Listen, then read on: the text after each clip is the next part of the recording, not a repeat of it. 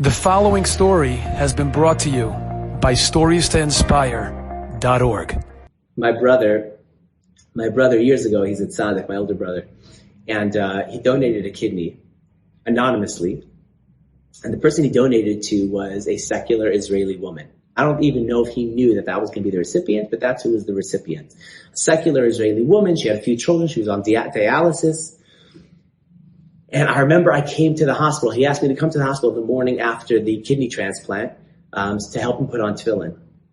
And I remember coming there. I'll never forget the scene of the two of them seeing each other for the first time after his kidney had been removed and after it had been implanted in her and transplanted to her, whatever. And to see the two of them, and they couldn't even talk. They're both so weak. And she was like, they wheeled her in and she was just crying and crying, but she couldn't speak. She was so emotional.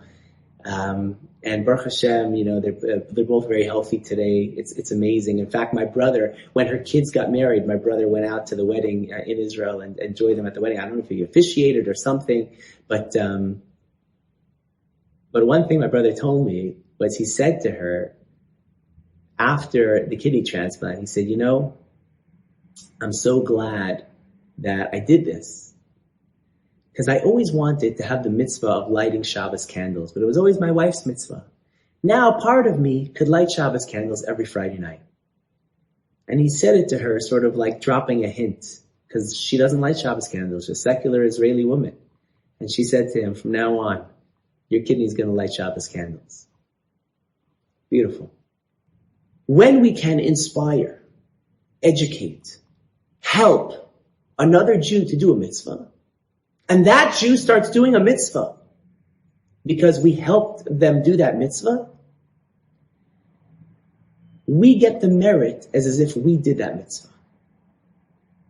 So you have a neighbor, and let's just say, for example, we'll use the example because we just gave the example, right? You have a neighbor. The neighbor is a woman. She doesn't light Shabbos candles. And you're a guy, right? And you bring her Shabbos candles and you explain to her what it is. And she lights. That's your merit.